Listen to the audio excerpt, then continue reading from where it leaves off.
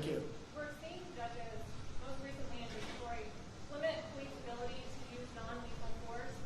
My first question would be, should the police be allowed to use non-lethal force to call the violence in the city? We're talking about where non-lethal force? Right, so in the riot, most recently. The riots. Yeah. Well, I think what's happened is the toughness. These are Democrat-run cities all, and there's no retribution. They stand there, they throw things at the people that are supposed to be protecting something, and nothing happens. They throw rocks, they throw cans of soup, they throw lots of hard objects, and rarely does anything happen. But I've told, when we have the federal in there, as you know, I told the U.S. Marshals to go get the man who killed another man, and they know who it was, and you have to arrest him. You have to arrest him. After 2.5 days, they didn't arrest him. The U.S. Marshals went in, and it ended up being a gunfight, and the man was killed. But this is a man that had a bad record, and there's a man that killed a man in the street. I mean, I witnessed it. Most people witnessed it. And the U.S. Marshals went in. They weren't playing games. They can't play games. If somebody is breaking the law, there's got to be a form of retribution. I watch so often when I watch some of the areas that we're talking about. Now we have Rochester. That's, again, Democrat governor, Democrat mayor, all Democrats, every one of them. And it always will be. I was with the governor of Texas. He looked at me and said, I can't imagine how they allowed this to happen. And, you know, it's different. It's different. I could talk about other governors saying the same thing. Yeah, please, go ahead. We're also hearing reports of groups like Antifa and Black Lives Matter traveling around the country, leaving their home cities to go riot and protest in other cities where they're holding families. Do we expect to see prosecutions or charges in the Department of Justice for those traveling to that purpose? So we have now over 1,000 people, federal, in jail. We're prosecuting many people. A big thing was when I signed the law putting people in jail if you knock down monuments. That was 3 months ago. There hasn't been a federal monument knocked down in 3 months or even thought about. I don't think they've even thought about it. So that's had a very big impact, very big impact. But yeah, we're going around, and the nice part is you people see those people up there, they take nice pictures of everybody, so we don't even have to bother. We can use the news photos. We had a photo right over there of Andrew Jackson, the monument. He was getting ready, and this guy was a big, brave guy, and he was up like this, and he was showing off to all his friends. And he got arrested. So did a lot of other people get arrested. And I would say we have the ultimate proof. Now, in that case, we got there before they ripped down the statue of Andrew Jackson, which is so beautiful, which is right over there. But they never got it. But right after that, I signed an order saying you go to prison for 10 years. And as soon as I signed that order, that was the end of the statues coming down. But they have other ideas. They've got plenty of ideas. They're not at want for ideas. Please, go ahead. Mr. Spun, David Spun from Fox News. Mr. President, thank you for taking my question. Sir, you talked a lot about the economy and touted the economy. 3 weeks ago in Bedminster, I asked you specifically why you have not called Democratic leadership to the White House to meet with them. If they don't want to meet, it's on them. A lot of people are criticizing you. I cover you on the weekends and stuff. I don't think they are. Why have you not met with them in person? I mean, we're in September. There's no deal. There's no hope of a deal. We're 2 months out from the election. Don't say there's no hope. Why do you say there's no hope? What do you know? What can you say? What do you know? It doesn't seem like. And let me just tell you, I know my customers. That's what I do. I know Pelosi. I know Schumer very well. They don't want to make a deal because they think it's good for politics if they don't make a deal. This has nothing to do with anything other than you have to know who you're dealing with. I do.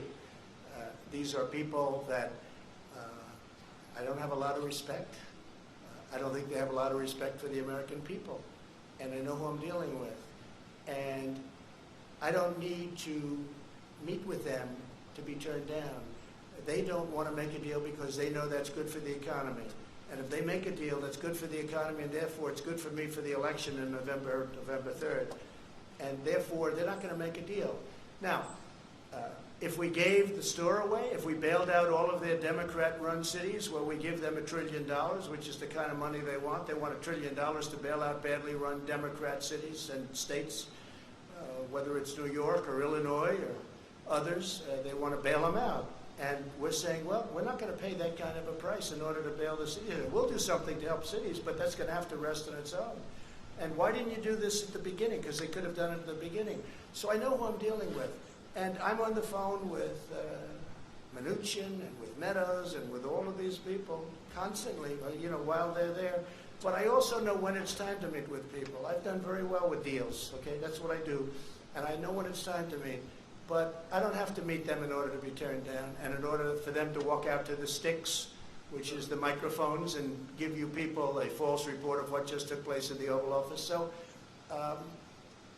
they don't want to make a deal because they think that if the country does as badly as possible, even though a lot of people are being hurt, that's good for the Democrats. But, David, that's a bad thing. Yeah, please go But ahead. as president, shouldn't you take the high road, sir? I am taking the high road. I'm taking the high road by not seeing them. That's the high road. Yeah. As President David And if I thought it made a difference or would make a difference, I'd do it in a minute. Yeah, go ahead. David Jackson, USA Today. My question is about the Durham report, which you have talked about recently. So let's see what happens. Now, you've accused people of committing crimes against you during the Russian investigation. Yeah, President sure. Obama- They spied on my campaign, that's right. My question They spied on my campaign, and if they were Democrats, they would have been in jail 2 years ago. They would have been in jail, literally, if this side were the Democrat side, they would have been in jail 2 years ago for 50-year terms for treason and other things. Excuse me, my question is, do you want the Justice Department to indict people over this? I'm not going to say that. I have to see the report. I haven't seen it. I purposely, I don't know if that was a good thing, smart thing, I don't know. But nobody can complain about it. I have every right to have been very much involved. And maybe someday I'll get involved in it. They spied on my campaign, and that includes Biden and Obama. They spied on my campaign trying to defeat me.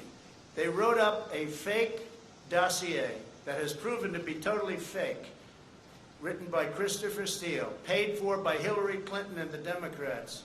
And they used that illegally in the FISA courts. If we did what they did, you would have many people in jail right now. And you have, other than the one agent that admitted his guilt, that he forged documents, we don't have that yet. But the report hasn't been issued yet. Let's see what happens. But let me just say something. President Obama and Biden, Sleepy Joe, he knew everything that was happening. They were spying on my campaign and they got caught. Now let's see what happens. But if this were the opposite way, people would have been jailed. They would have been in jail already for a period of at least, it would have started 2 years ago, and it would have been for 50 years for treason. Because you can't do that. That's never, and nothing like that's ever happened before. Then they created, at tremendous expense, the money they paid is tremendous. I'm sure you know the money that was paid. Millions of dollars. They created a fake dossier.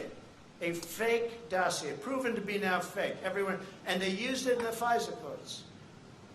That's a crime. So far, I haven't seen anybody have a problem, but the report hasn't been issued yet. Let's see what happens with the Durham report. But this started at Obama. And some people would say, and some people, well, but he was the president, like, let's leave him alone. If it were me, they wouldn't be leaving me alone, I can tell you. It's a totally double standard, and it's a disgrace. And if I were a Republican senator, and if I were a Republican congressman, and we have some great ones, but we have a lot of them that don't fight the way that the other side fights. We have much better policy. We have much better things going for us, like borders and walls and immigration and no sanctuary cities, and they have a lot of bad stuff going. But they're dirty fighters. And the dirtiest fight of all is the issuance of 80 million ballots. Unrequested. They're not requested. They're just sending 80 million ballots all over the country. 80 million ballots, non-requested. I call them unsolicited ballots. That's going to be the dirtiest fight of all. People are going to get ballots. They're going to say, what am I doing? And then they're going to harvest. They're going to do all the things. And if you look at the last period of 6 months, take a look at the races where they've sent ballots out. Take a look at Carolyn Maloney, whose race should be redone because she won that race totally unfairly to her opponent. Her opponent did very well against her. That race should be rerun. But they declared her the winner because they heard I found out about it. But take a look at what's happened in New Jersey and in Virginia and different places. It's a disgrace. That'll be a beauty. Yeah, please. Thank you, Mr. President. If proven true, are you okay with Postmaster General DeJoy and the fact that he asked former employees at his private company to make donations to the GOP and then reimburse them? Are you okay with that? I don't know too much about it. I read something this morning, but I don't. Other than that, I have to see it. He's a very respected man. He was approved very much by both parties, I guess. It was sort of an approval that took place by both parties. I don't know exactly what the story is. I'll certainly know within a short period of time. I just read it for the first time. I read it this morning just like you did. Do you support an investigation, sir? Sure, sure. And I think let the investigations go, but he's a very respected man. Again, it was a bipartisan commission. Postmaster General is appointed by a bipartisan commission, and we'll see how that goes. But no, I think he's a very honest guy, but we'll see. Yeah. Thank you, Mr. President. Mr. President, Go ahead, follow up, please, if you don't mind. If it's proven to be a campaign finance scheme, do you think he should lose his job? Yeah, if something can be proven that he did something wrong, always. Thank you. Always. They've been looking at me for 4 years. They found nothing. 4 years. Think of it. For 4 years, from the day I came down the escalator, I've been under investigation by sleaze, and they found nothing. They found nothing. A friend of mine said, you have to be the most innocent, honorable man ever to hold the office of president. Think of it. They spent just Mueller alone. He spent, I guess the real number turned out to be $48 million, but whatever it was, many, many millions of dollars. They had 18 angry Democrats looking. They had FBI agents all over the place. They had and they have no collusion. Friends of mine have said, sophisticated friends have said, you've got to be the most innocent guy ever to hold this office. And there's a lot of truth to that. Yeah, please.